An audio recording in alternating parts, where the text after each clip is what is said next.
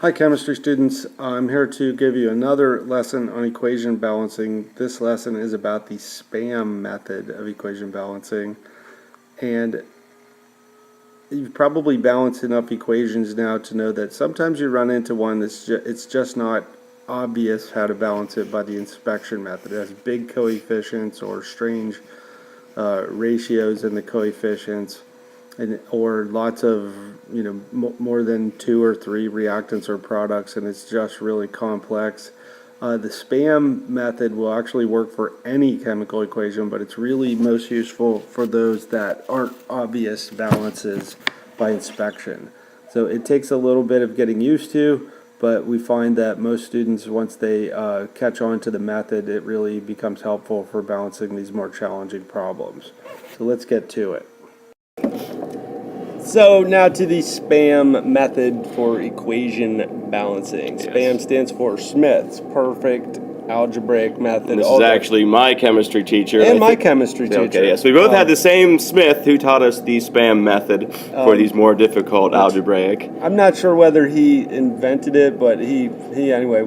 He gave it a nice acronym for us. Yeah, so let's get to how to SPAM a chemical equation.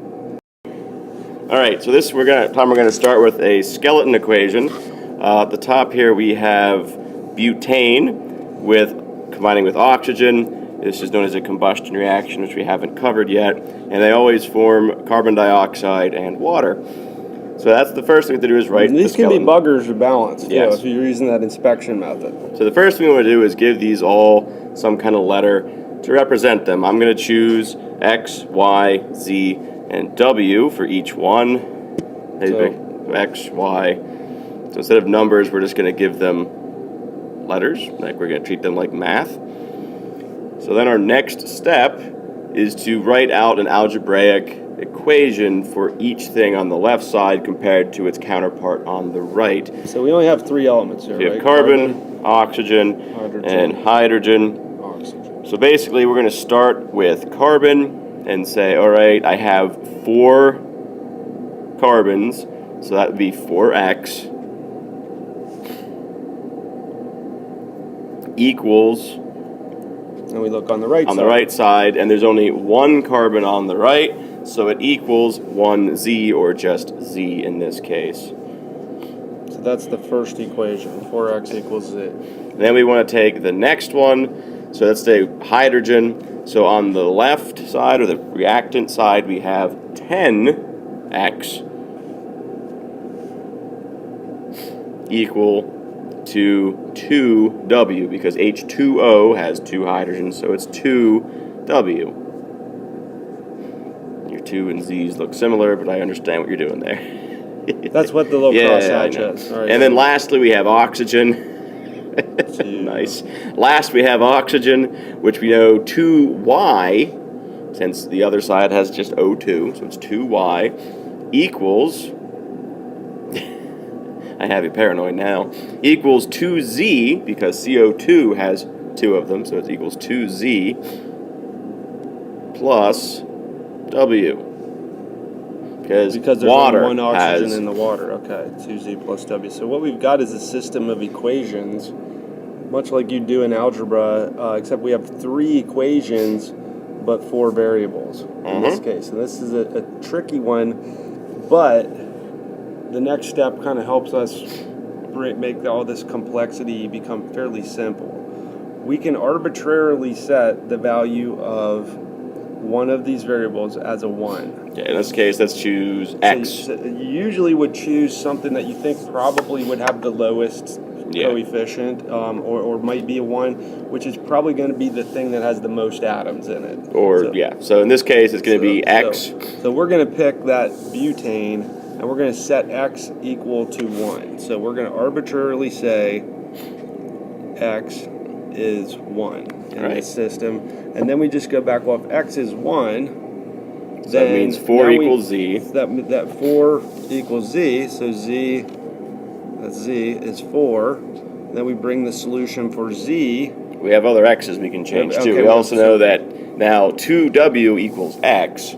So 2w equals 10. Yes, right? 2w equals 10, so w solves out to be 5. 5. Yep. Okay.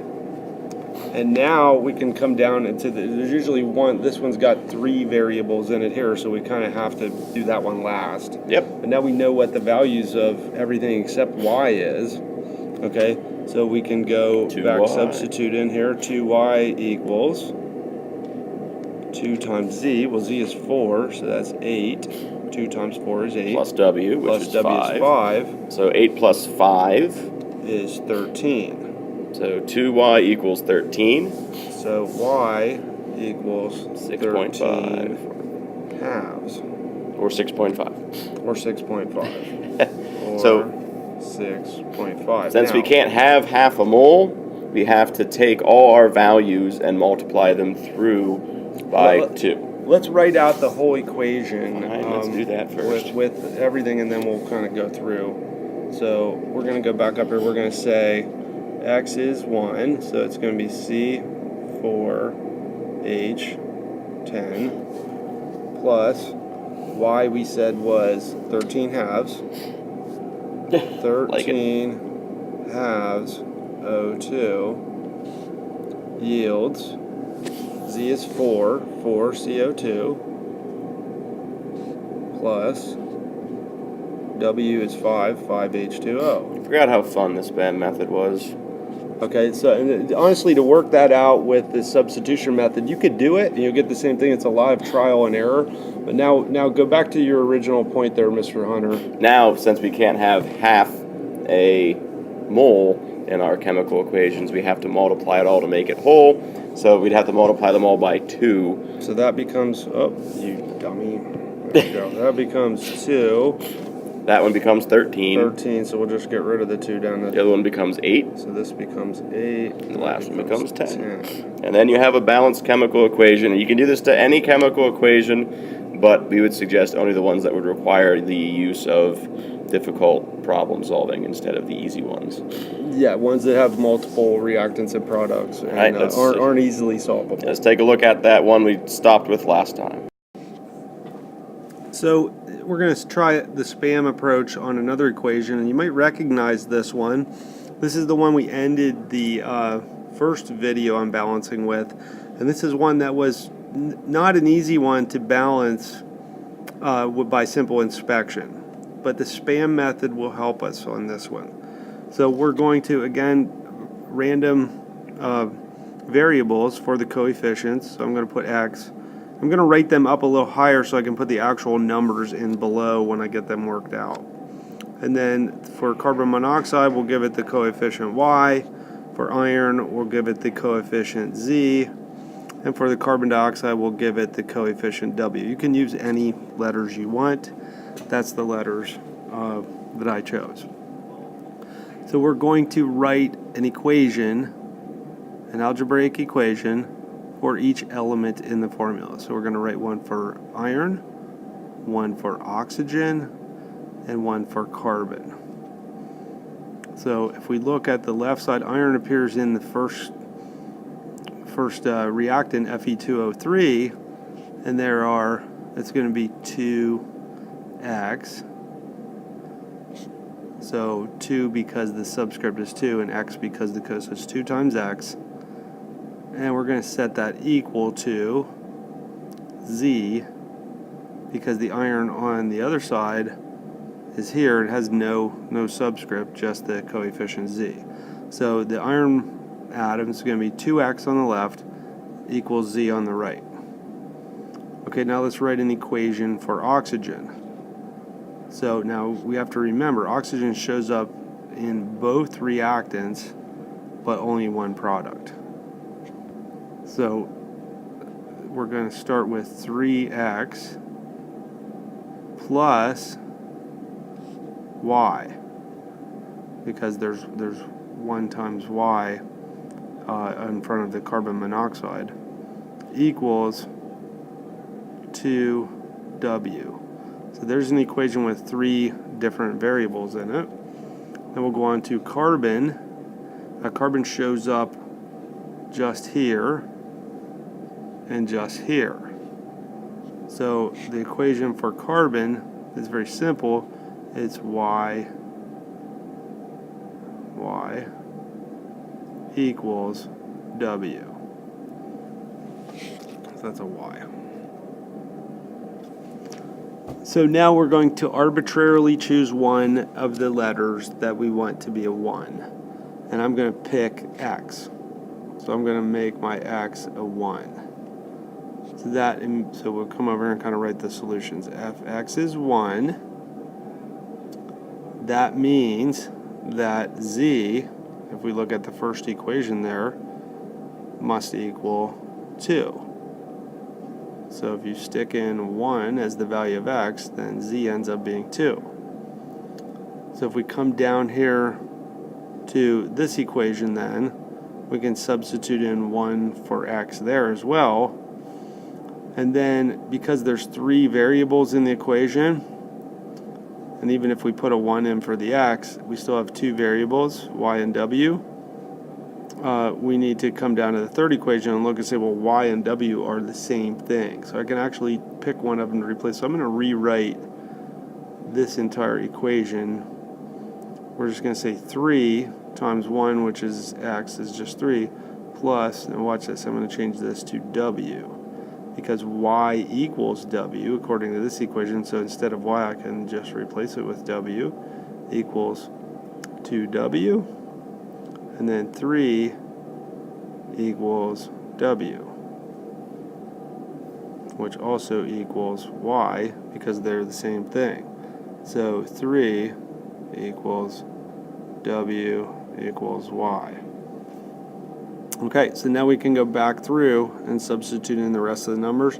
So 3 and Z is 2 and W is 3.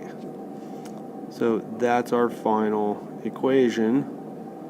1 Fe2O3 plus 3CO reacts to produce 2 Fe and 3 CO2. SPAM method strikes again, gives us a successful solution.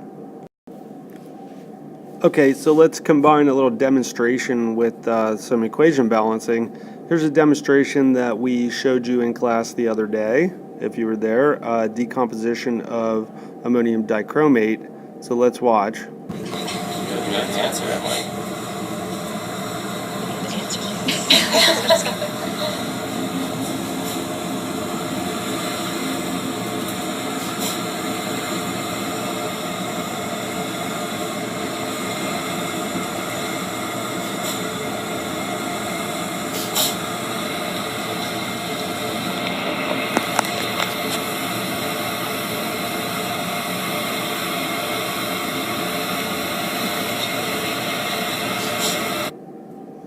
Okay, so we got to see the ammonium dichromate decomposing. Now let's take a look at the chemistry there. So you're going to want to copy this equation down. We have ammonium dichromates, the Cr2O7, and it's breaking into Cr2O3, N2, which is nitrogen gas, and water.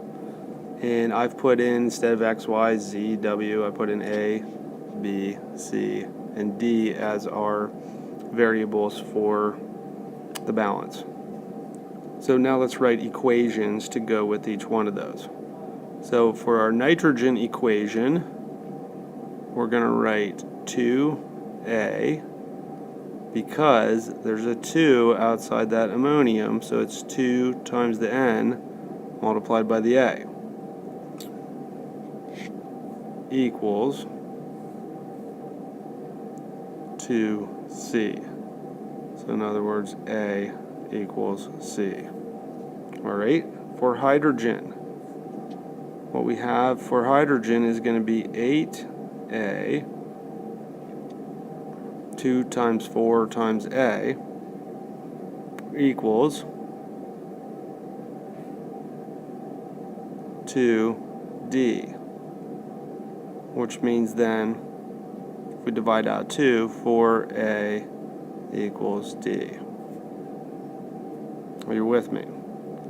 Alright, now chromium is part of that first reactant there in the decomposition. So that's going to be 2a equals 2b, which reduces to a equals b. So now we also know that a equals c, so that means a, b, and c are all equal. Okay, which brings us to oxygen. So for oxygen, we have 7a, 7 times a, equals 3b plus d.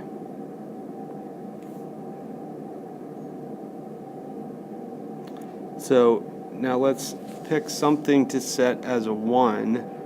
And boy, wouldn't it be nice if we could just, since we have 3 variables that are equal, A and C and B are all equal. So let's take a risk here. We're going to set all of them as a 1. Now, if it's wrong, we can always fix that when we're done, but that just makes them basically the only thing we need to worry about is D. Okay? So if we just look at this equation then here, then 4 times 1 equals D, so D is 4. And boy, that worked out beautifully, didn't it? So in this case, and again, it's actually a pretty simple solution. All of them have coefficients of 1 except for the water, but looking at that looked like it was going to be incredibly complex. So it does take a little time to set up the equations, but then just arbitrarily pick something to be the 1, and a lot of times it'll just work itself out really quickly, the system of equations, and you've got your coefficients. So we will practice this some more in class with both the inspection method and the SPAM approach. Until then, have a good evening. Okay, so for our post-video question, we've given you a combustion equation. We have a hydrocarbon here, C5H12. That would be pentane, combusting with oxygen to give us carbon dioxide and water, and we're going to try to SPAM balance this. So let's first of all assign variables to all of these. So we're going to say that the first coefficient is A, the oxygen coefficient is B, we'll make that C, carbon dioxide, and D, H2O. So the first thing we need to do, remember, after assigning the variables then, is to write an equation for each element. So we have carbon, hydrogen, and oxygen. Okay, let's write the carbon equation. 5A, because the coefficient is A, and there's 5 carbons in C5H12. That's the only carbon on the left, equals C, because there's 1 C in CO2. Alright, now what I would like you to do is you write the equation for the hydrogen and for the oxygen, and then attempt to solve it and see if you can figure out what number should actually go in for A, B, C, and D. Remember, after you write the equations, you arbitrarily pick one of the variables that you're going to set equal to 1. If I was you, I would probably set A equal to 1, but it will actually work out to the same answer no matter which one after you solve it and then get rid of any fractions that you have. So good luck, and we'll discuss this more the next time.